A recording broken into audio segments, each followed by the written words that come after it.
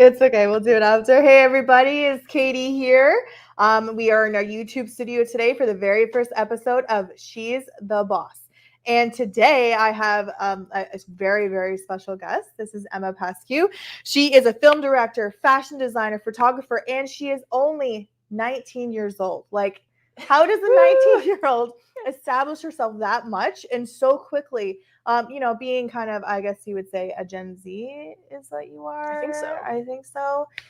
It's inspiring, in my opinion. So first met Emma last year at our 2023 multifamily conference. She was one of the amazing media individuals that we hired, and she killed it. Like the photos she took, like probably some of my favorites, to be honest. Thank you. And I'm so glad that you're here today, Emma. And I just want to, get to know you a lot more and have all the younger generations see how much you have accomplished at only 19 years old. So Thank you. Let's just dive right into it. If you can let everyone know who you are, what you're all about, and then I'm going to touch base on a couple of other talking points, that'd be great. Awesome. So hi, everyone. Thank you so much for having me here. I'm so excited to be here. So my name is Emma. I am a film director, fashion designer, photographer, and all of these things I am super passionate about. So my number one thing is I am a film director. I'm always working on my films. I have a bunch of things on the go, but I'm super passionate about fashion. So I didn't want to limit myself in one of these things. So that's why I kind of started to do a lot of things, and I just love being busy, and I love kind of just doing as much as I can with the time that I have. Right. So I guess that's why I'm doing so much. But and I love to do photography, and yeah, so that's. You're like the ultimate triple threat. Okay, so let's take the story back a little bit. So when did you find this inner passion for yourself, and what did it start with? So I would say, since I was young, I've always been making movies all the time. Like, Really? I don't think there was a time where I haven't been making films. Like, whenever I had access to something, anything. I had a DS when I was younger. I love like that. Those little gaming consoles. Yeah. And I would try and make videos and photos and like make artistic things with that, but it was very it didn't even have a zoom, and I remember that frustrating me so much. And I was talking to my parents like, why doesn't this have a zoom? And so when we got an iPad, when those first came out, world of opportunities. Yeah, so right I was there. on Video Star. I was making those videos and like filling up the storage just with my random films. So oh my gosh. Back then it was a lot simpler. Like whenever I just had a story in my head, I would just go and shoot it. So I kind of try and keep that attitude with me now, because of course production is so complicated and there's so many things that go into it. So you just kind of have to remember at the end of the day it is creative. And I think when I was younger, I would just go, like I said, and just shoot whatever came to my mind and just like do it as I go. So I kind of try and maintain that free spirit even now, of course, with a bit more planning. Right, obviously. Got to be strategic about things. Exactly. So I think it's really important to kind of keep your inner child there. And my aim is always to make that little girl happy. Right. So I love that. Yeah. Some people kind of just like once they become an adult, it's just straight line business, entrepreneur mindset, and just not thinking of inner passions. I mean, like if I were to go back in my life and start all over, I would be a cop right now. I wouldn't be sitting here. But I found this other passion, and it's nice to hear that like you had a passion from such a young age, and you just like you balled it all the way. So let me ask you, like with this being such a passion of yours from when you were a kid, like what was your plan B if this didn't work out? So this is probably going to sound very controversial and a little bit risky, but I do not have a plan B. Oh, that's okay. There is no plan B for me. No plan B, My guys. number one belief is like just to have a plan A and go with that, because in my opinion, like you are the only person that can determine your failure. Absolutely. And determine when you want to move on to a plan B if you have one. Right. So eventually, if you keep on working and keep on pushing, you have to get there. Got it. So for me, I think having a plan B would kind of derail from the things that I want to do, and I would kind of rely on having that plan B too much. Right. So I have plan A, and that is what I'm going with. Got it. Yeah. And I know something that I, from what I've seen, also getting to know you, you're very much all about kind of like mindset. Yeah. Now you're ultimately a super, super positive person. Like I need some of that positive energy in my life. I'm a down low. I mean, like I'm probably too chill, but like it's good to be chill. Sometimes I'm like, I wish I was more chill. The negative is just like stuck in my head. Now, thinking of positive mindset, obviously that goes forth with, staying in the passion to what you want to do. Yeah. Now for you, if there's ever any times where you're feeling a little bit derailed and maybe you're down in the outs, getting back to that positive mindset, the positive mind frame, like what does that look like for you? Like what do you actively do on a daily basis to stay there? So I do a couple different things. I really believe in kind of manifesting the reality that you want to have. Right. Because I do believe like you are on this earth for a reason and you Mhm. have a dream for a reason. And that's the universe telling you like you need to go do this. Yeah. So if you don't do this, you're doing yourself like not a favor at all. Like you're really not going to be happy inside. Like you're always going to know deep down like I didn't go for what I felt like my purpose was and Right. whatever my vocation was. So what I do is I do a lot of like journaling. Okay. And I write things like as though I've already have them. So, and sometimes I'll carry these pieces of paper with me in my bag, like everywhere I go. Oh, so I have awesome. that like affirmation there with me. Love that. So I think that's really important, like writing it down and then kind of living your everyday life as though you already have these things and you already are this person because that's how you ultimately become that person. Right. And some days it can be really hard. Of course, some days I feel discouraged and I feel like, oh, I'm not where I want to be. But then, I'll go and write down like, I'm grateful that I'm here already. And you're kind of setting yourself up, you're setting your brain up to kind of go there. And I know a lot of people, like they look into mirrors and they do the same thing, like they kind of tell themselves that. So I've done that before as well. Positive affirmation just to yourself. But for me, the writing is the biggest part, is kind of just writing yourself notes, but not like where you want to be. You write them as though you're already there. Right. Yeah. That makes sense. Got it. Yeah. Now, obviously, that's a huge portion of your life. So for you as, film director, photographer, fashion design, we're going to get into fashion because I love your outfit right now. Thank you so much. Because I see girls who have nice outfits and I'm like, I'm in black every day. And I just want to find different ways to spice it up. But either way, let's talk about what the heck you were just up to. Like you just landed from Switzerland like less than 12 hours ago or something. So, okay, what were you doing over there? Why were you over there? So I was in Switzerland. I was directing a documentary there. Okay. So I've been there for the last week. And so I was at the World Highline Championship. I have no clue what that is. So it's an extreme sport so slacklining is like kind of the base of it. Like everybody who's a highliner, mostly everybody starts by slacklining. So you kind of go to a park and you have like this very specific rope in between two trees and you're trying to balance. Like tightrope walking? No, not quite. It's not quite the same thing, but highlining is when you're up high doing that.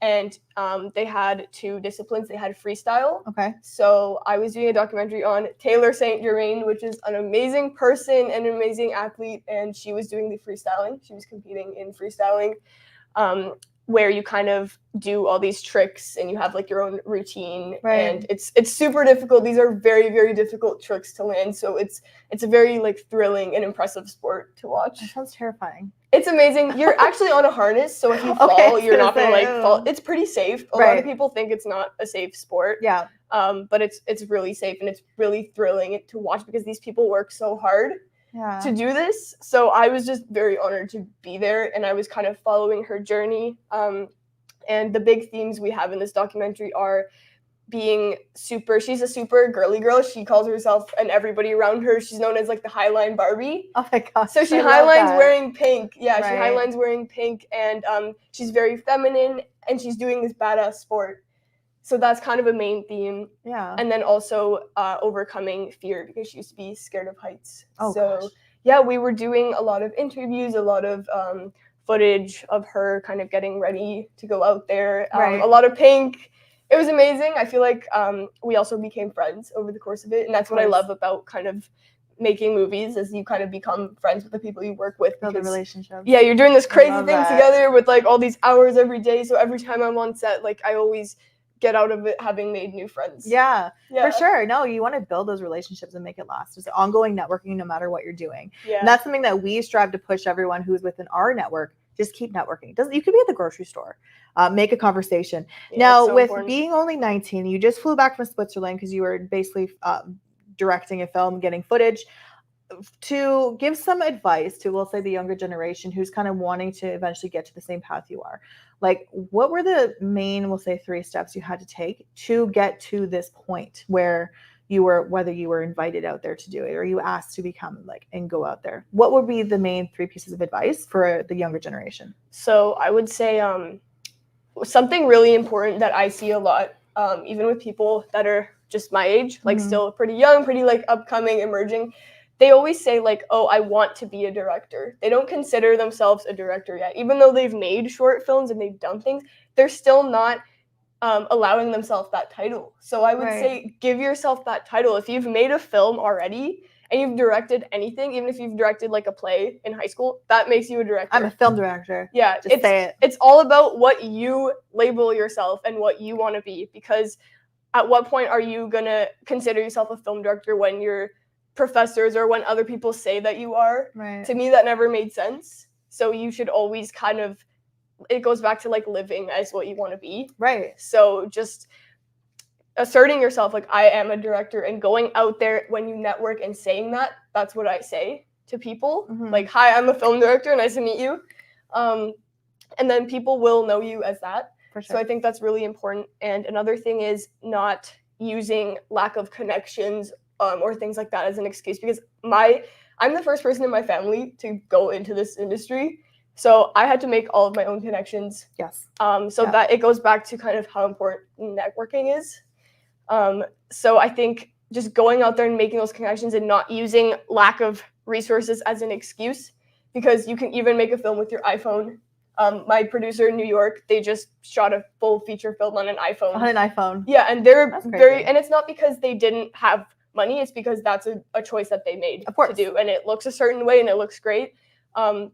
So I think kind of not limiting yourself, you just have to go out and shoot if that's what you want to do.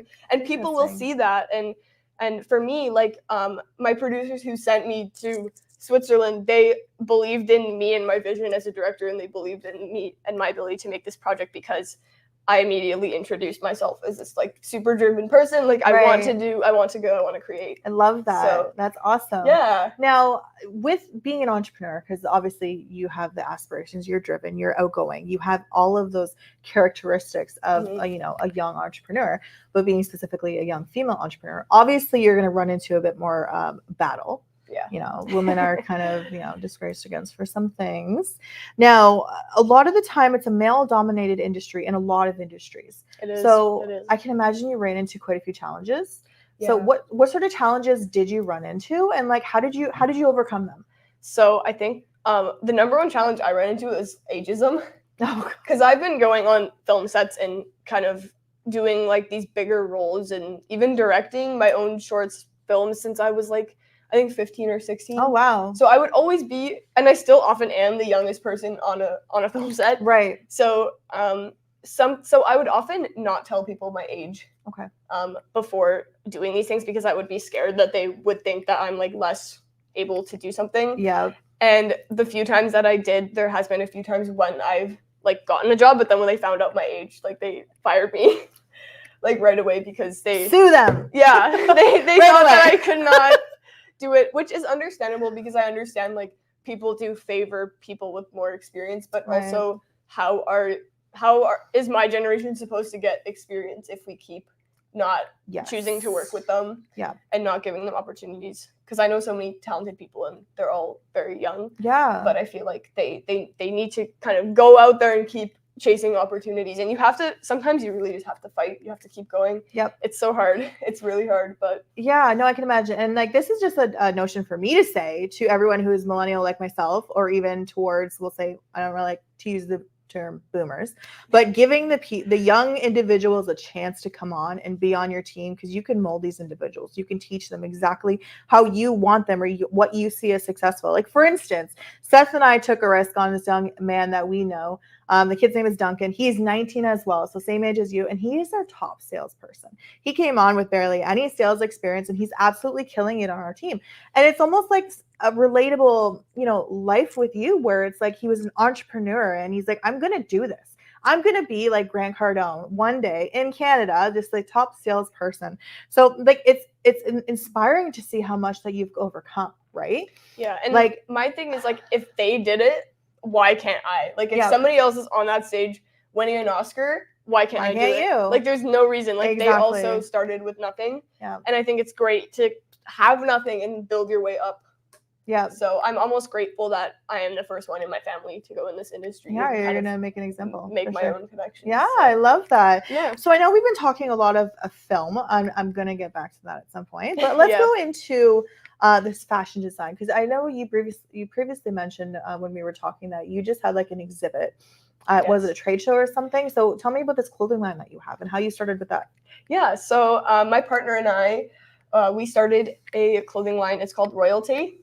Okay. Yeah, so it's like royalty, but with instead of a Y, it has like an E at the end Got it. with an accent. I Very like fancy. it. Yeah, I'm imagining it. It looks good right now in my head. Yeah, so we started this kind of, so it's a high-end streetwear Okay. clothing line. So our whole idea was like you can still kind of wear it every day, but when you kind of go out, you look elevated and you Right. can kind of like feel like you're kind of dressed up a little more, Got but it. you're still like okay to just, it's not like a club attire or Got it. like you can still go out and wear it every day. Right. So yeah, we started this last year, and now we're currently in the sampling stage. Okay. And we're doing our photo shoots with models. So the other, I think it was a month ago, on June 13th, we had an exhibit. We had like a booth at an artist's exhibition. I love that. Yeah, so that was the first time we went public. And it was really great. It went really well. The feedback was really good. We had some prints from, so for me, I really like to do our photo shoots in like weird locations. More unique. Yeah, we did a photo shoot at a car wash. Okay. And That's we did one in the interesting. subway station. Right. And yeah, just kind of urban locations. Mm-hmm. But they turned out really cool. That's so cool. So yeah, people love the photos, actually. That was like one of the biggest things people were looking at.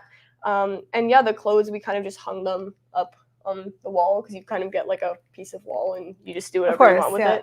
Yeah, and kind of got people to sign up for our email list, handed out stickers. So that was our first time actually going public and people finding out about our clothing line, like outside of just our circles. Right. So when it comes to like, don't tell me you can like sew and everything too, because then, okay, I was gonna say, because you got everything going on. I know, we don't have time. So what is the plan for manufacturing like the clothing that you have and you're eventually ready to sell? Like, what does that look like? So we're working with her name is Juanita. She's a lovely person. She was actually one of my clients originally. I helped her do a video for her clothing line. Oh, okay. So she's a fashion designer as well, and she kind of knows the whole process, because we had these drawings and we're like, how do we get these to come to life? Right. Like, and I cannot draw either. Like, I can't draw the like fancy mannequin sketches, so I had to use templates and like draw. She's a stick person. Whatever I saw. Yeah, so I'm like, okay, we need to actually get this to a point where it's not just like a random scribble. Of course. So she helped us do that, and she's kind of in touch. She's helping us find like manufacturers, and she's kind of, I guess, the middle person. Okay. So she's relieving a lot of like stress from like finding a factory, because sometimes you can go with the factory and then you find out they're not really good. So she kind of already knows the good factories. Right. So you're making those good connections. Yeah. So that was a connection that I had from just working, and because I did that video for her. But yeah, so she kind of knows how to get everything, and she did like the refined sketches for us. She even like came up with some new designs as well. So it was kind of like a team effort. And yeah, no, we love Juanita, and working with her has been a pleasure. So if you're watching this, we love you. We love you, Juanita. We love you. We love you so much. Yeah. No, that's so exciting. You have so much going on at only 19 years old. Now, I was doing a little digging, and on your website, I saw something pretty intriguing. I saw that 48-hour film challenge. Oh, yeah. What's that about? Can you kind of give me a little rundown on that? Yeah, so I think it actually happened this past weekend. I knew some people who were working on it. So every year around, now there's multiple going on, but the original one that's actually run by like the 48-hour film company, every year around, I think it's November or October, there is the 48-hour film challenge. So you are tasked to write, shoot, and edit a film in 48 hours. Right. A short film, obviously. That's a lot. So there's not much prep you can do beforehand. You just have to not hire. And the other thing is no one can get paid. So it's all like volunteers. So you have to find a crew. And most people just work with their friends from like other existing projects, because they know that it's going to go well with these people. Right. So that's kind of what I did for a few years. I did this challenge for many years and kind of like stopped because I got so busy with other things. Oh, no. But they give you a theme. They have like a launch meeting. Okay. So everyone goes there and they give you a theme, and like a certain line that you have to have in your film, a certain location, and a certain prop and a genre. So you can't prepare anything beforehand because you get it all like on the Friday. That's so cool. So then you spend all of Friday night writing, and then Saturday morning, and the whole Saturday you're shooting, and then Sunday you're editing, and then the film is due Sunday night. So it's it pushes you. Yes, it pushes you and challenges you like so much. So you did it for a few years, but now you just have too much going on. Yeah. Now with something like to get involved with something like that for anyone who's of the younger generation. Yeah, that's a great way to start actually, is to join a 48 team, because it's such a fast turnaround. You'll get a project under your belt right away. So that was a good way for us to like pump out short films super quickly. Right. So I co-directed with one of my friends. So yeah, we did that, and that was again like a fast way to kind of get yourself out there. Like, and they do like screenings, so it's a film festival. Like now you're part of a film festival, and you're doing a film festival. Yeah, so they have like screenings where they screen the films, and they have best of screening where the judges kind of choose their favorite films from the whole weekend, and that's fun. And like you can kind of go and make connections. We were always the youngest people there. So they killed it anyways. Good as young people. Yeah. So one year we made a one-shot film where there was it's when you're doing a film and there's no visible cuts. So we planned the whole thing out, and it was 3 minutes of like one take, and that was the whole film. And that's so cool. So I think we did over like 80 takes of that over and over and over again. And that was probably the most challenging one, because we had to come back early the next morning on Sunday morning. And keep in mind, you only have a few hours till the whole film is due. Right. So we came Sunday morning, and we had to reshoot because we lost daylight the first day. And I was like, no, we have to reshoot. Like as a director, I can be very particular and very... You need to be. Yeah, you have to be. So people were not the most thrilled with me having to come back like early in the morning after being on set all day. Right. But we pushed through and we did it. So that's crazy. You have so many experiences. Yeah. As a young individual. So let's talk about, upcoming things you have going on. But once we get to that, I want to know, like, what does your 5-year plan look like? My 5-year plan. So I have, I was just in New York 2 weeks ago as well. I was meeting with James, which is my producer. Okay. He's producing a lot of my projects, him and his brother Teddy. They run a production company out of New York. Okay. So I was there doing some planning for my upcoming feature film that I'm going to direct. And I have a few of those on the go that I'm working on with them. So that is kind of, my 5-year plan is kind of getting these features done. Right. Because right now I'm really trying to direct my first feature film. I'm trying to like transition out of shorts to do that and kind of do that and see kind of where it goes. And in terms of royalty, I want us to kind of start launch our marketing campaign, which we haven't done yet. Got it. So right now there's nothing on our Instagram, and kind of grow our brand and grow the fashion line and start selling that as well, and kind of put it out there on the market. So yeah, it's mostly just and also finish school, because I'm still a student. So that is part of the 5-year plan, is to finish school. And yeah, just really just focus on filmmaking. I don't want to derail at all. Like I want to just keep going and like kind of keep my eye on the prize and of course keep going. Yeah. So what do you think are obstacles you may run into within this 5-year plan? So obstacles for sure are like financial stresses, because this isn't something that will make you money right away. So to battle that, I'm planning on still doing like my freelance photography and videography, and doing that. So just kind of, and I think pressure will increase from like just environments around me as I get older, and as like, because people are probably gonna be like, when is reality gonna hit in for you? And that's something that I get told a lot, is like, well, life's not like this, like you can't do whatever you want. So I feel like there'll be like an increasing pressure, but I am very determined, because I've seen people do it. There's so many people out there. Like if you look at anyone in Hollywood, they're like full-time filmmakers. So I'm gonna just go for it. If they can do it. Yeah. You could do it. Yeah. She could do it. I could not do it. Definitely could. Oh, there's a question. Let's hear it. Let me show it first here. How big of a team can you work with for the film festival? Okay, so for the 48-hour, honestly, as big as you want. Because you don't have a lot of time, sometimes it's hard to find a big team, especially with people who are willing to work for free.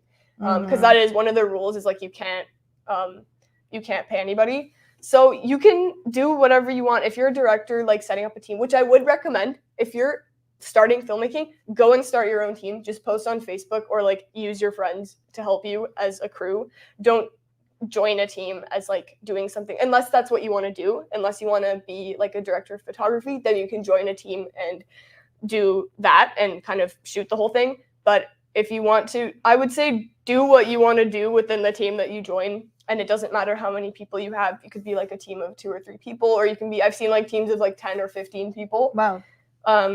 Like they have like their sound people, they have an AD, they have like a production designer, even makeup artists. But we didn't always have the luxury of that. We always had like 5 to 7 people, Right. I think, plus actors as well. You have to find actors. So yeah, if I'm going to give any advice to someone who's kind of looking to do this, also TIFF runs one. We did the TIFF one, and our film was screened in the TIFF theater, which is pretty cool. I love that. Yeah, so that was the one shot we did. So I would say definitely just either make your own team or join a team is something that you want to get experience in. It doesn't matter. The number of people doesn't matter. That's awesome. That was a great question. Yeah, that's a great question. Really good Thank question. you for that. It's nice to know that we have people engaged like that and they're wanting to know what you are up to. And the fact that that could be anyone asking, it could be a 30-year-old, 50-year-old asking who maybe has that passion and they're like, oh man, it's never too late. Look at this 19-year-old doing this. Like, it's never too late. Please don't. Doesn't matter how old you are. It's never too late to just fulfill that burning passion inside your soul. Love it. You're inspiring. That's telling you have to do it. You have to do it because you only have one life and you have this like burning desire for a reason. Yeah. So how do you feel when you meet other individuals your age who maybe aren't as driven or are distracted by other things? Like, how does that make you feel to see someone kind of on a very different, maybe lower level?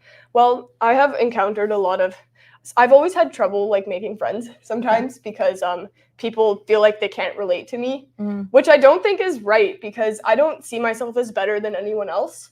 I try and lift up the people that I am friends with and we inspire each other and I celebrate everybody's accomplishments because I just love to see young people doing stuff. Yeah. Like if you're a young person and you're like out there trying to go for something, like I have all the respect for you.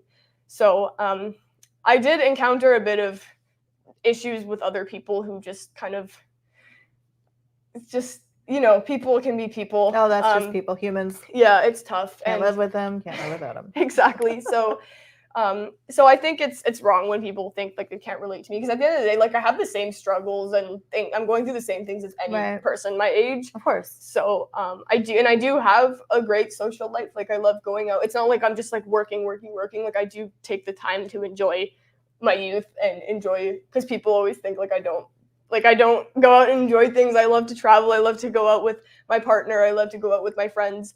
So I think that I am not as unrelatable as people might think. And when people kind of take the time to get to know me, they realize that, but people are very quick to judge, I feel like. Right. So it can be tough, but I don't see myself better than anyone else. I think we're all equal and like maybe I'm doing a little more, but I think anyone can do a little more. I'm not special. I just have this like ridiculous drive that drives me crazy, and if I don't do it, then I'm gonna be doing crazy. Right? So probably losing sleep over it too. Yeah, right? yeah. So sleeping is tough for me sometimes, but it's okay.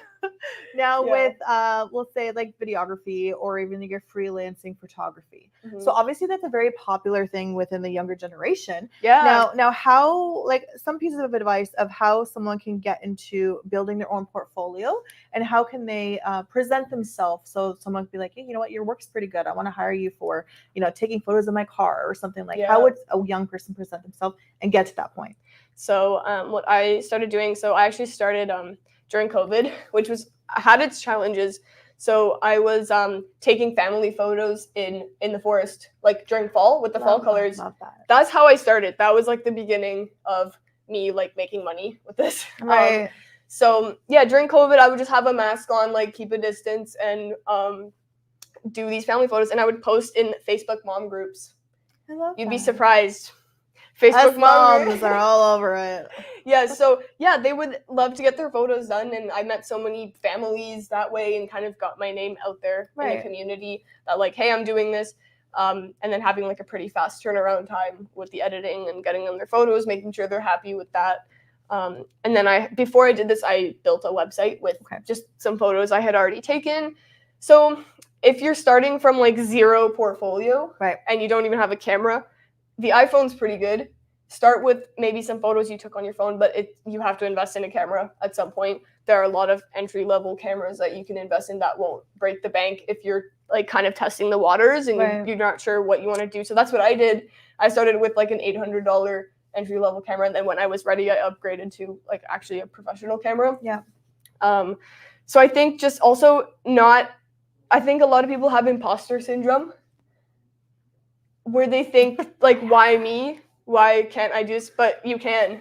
So I think you just have to like overlook that. Right. Of course. And you can't let that stop you, because yes, you can do it. If you want to do that, like I said, it goes back to like you want to do it for a reason. So you have to do yourself that favor. And we're in a country with so many opportunities. Yes.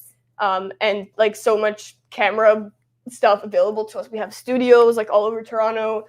So just go and build your portfolio. Take pictures of your friends. Everybody loves to model, whether they admit it or not. Everyone loves to like be in front of the camera and see themselves. So I would say definitely take photos of your friends. Use that for your website, and then you'll just start. If you keep putting yourself out there, you will start getting work. Right. It's a saturated industry, but it's possible. Yeah. Okay. Yeah. So what is the best way to present oneself, or let's say like they've in the process of creating that portfolio? Yeah. And if you want to, let's say, put a proposal out to somebody, how would you present yourself? What would you do for, like, I'll charge you however much an hour and my travel time? And how does someone do that? Present themselves and create a proposal? So you have to figure out what to charge based on your experience level. And that's for like each individual to figure out. They have to do some research. What is everyone else charging? What is acceptable to charge? Because you don't want to charge too little and not bring the proper value to your work, but you also don't want to go too high. So you have to find something that works for you. And then depending how far you're traveling, then you kind of include travel costs as well, like mileage for gas and things like that. So it's a lot of thinking and planning, and it is a lot of work, and that's unpaid time. That's the thing about freelancing, is going out and finding the work and doing these things and answering emails. That's all unpaid time. So you have to make sure you are charging what your value is. Absolutely. Yeah. So with this like now new live stream that we have, which is She's the Boss, do you consider yourself like your own boss? Do you consider yourself in that mindset where, yes, you're an entrepreneur, but like you are in charge of your life, you are in charge of everything that you take care of? Like, do you consider yourself that kind of individual, that you are there in your life? Yeah. So I always say, like, I want to control my life, not let my life control me. That's always a motto to live by. Yeah. Absolutely. And I always, think about that, and I'm like, I want to take control of my life, and I want to do what I want to do. I don't want to be like handed a schedule from somebody else, unless we're shooting my film that I'm directing and somebody made a schedule for the shoot days. But I think that's always been because that's why I've never actually worked for anybody else. So when I was 16, I started this business, and I was like, nope, I want to do this. I want to work for myself. Be my own boss. Yeah, and I think there is such a good structure as well in like having a regular 9-to-5 and doing that. So I have a lot of respect for people, but I can't do that. So I am determined to kind of just take control of my life and do the things that I want to do. Yeah, for sure. Okay, 2 more things that you want to touch on. So on a daily basis, like what challenges are you facing right now? Right now is getting these big feature projects together. So that's why I went to New York, was to try and like do a bit more planning. And I met my producer there, and like we had a super productive week. So getting funding is always a challenge for these like big film projects, especially when you haven't done a feature before. So we kind of have to battle when we're sending the pitch deck out, is like, here's why like I should direct this, not like somebody with maybe who's directed a few more films than me. So it's still the challenge. It's still, because I'm still so new, is still like kind of getting certain people to believe in your vision and believe what you can do. But when you find those people, you're all set. Yeah, good. It's all about finding people who believe in you and believe in your vision. Love that. The whole support system that I know I've talked about previously when I did a speaking engagement, and knowing that my support system I have, you don't even realize who supports you in your life, and kind of being able to pinpoint those people and take full advantage of it. And it's not a bad thing to take advantage of that, but I know I can see it's worked out for you, which is amazing. Yeah, I found my people, like my producers, they really believe in me, and they believe that I'm doing great things as a young person. So Yeah. they are willing to help me, and they're like full-time producers who run a production company. So I feel really grateful that I found them, and they kind of believe in me as a director, and they know my age, and they are determined to convince potential investors that Right. like, yes, we can make this, and like Emma has to direct it because there's a very specific vision for it. Yeah. So yeah. So speaking of producers, how did you fall into that? Like, I don't fully comprehend, or if you can maybe kind of dumb it down, like I'm 5. How someone can go about acquiring a producer? Like, did they find you? Did you find them? And how that worked out for you? So for these guys in particular, for James and Teddy. So James found me, I think about a year and a half ago. Okay. So James actually found me on LinkedIn, and that's the only LinkedIn connection I've ever made.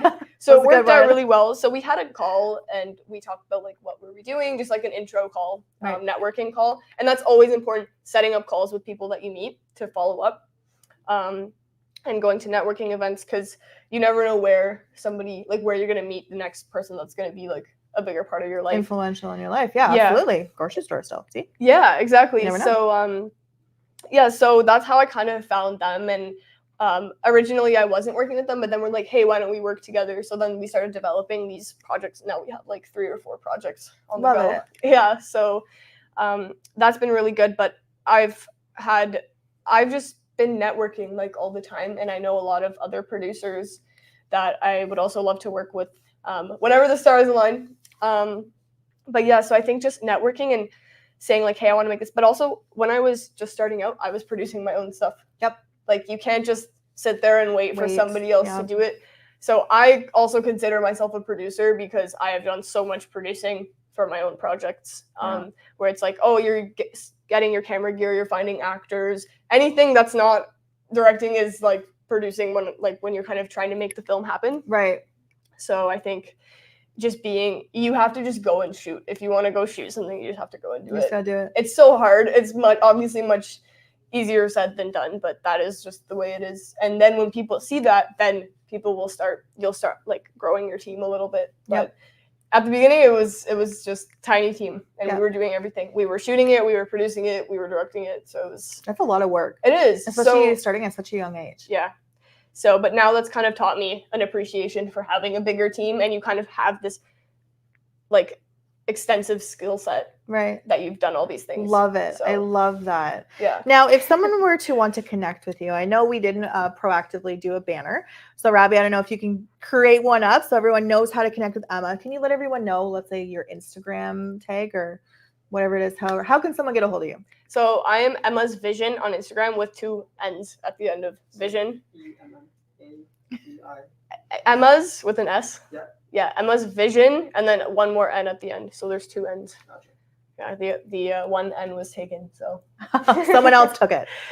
So they can find you on Instagram. That's fantastic. Yeah, if they have any questions, like feel free to send me a message, or if you'd like to work together, I would love that too. I'm always looking to grow, always looking to meet new people. So, and I can definitely vouch for her. We hired her for the multifamily conference in 2023, and you were great to work with. And I remember at the time, I think you would have been 18, and I remember finding out I was just like, there's no way this girl has so much experience. When we went to shoot in the club, I was not even of age to be in the club, so I was worried. Don't say that. No, you were hired, so it's not like she was drinking on the job. No, I was not drinking, but I was like, oh my gosh, like I'm literally the youngest person. You're a hired person. No, that's so crazy. Yeah. Now I know that. So one last question before we hop off here. No, so with your freelancing, because when we brought you on, you were like a freelancer at the time. Yeah. So if there's people who are actively looking, photographers or even videographers, what is your niche when it comes to photography? Like, do you do events, or do you do more, like you mentioned about doing families and stuff? Yeah. What is your go-to? What do you prefer? So I don't really do family photography anymore. Like that's kind of just how I started. I do a lot of events now. I go to a lot of weddings. I love editorial fashion stuff. Yep.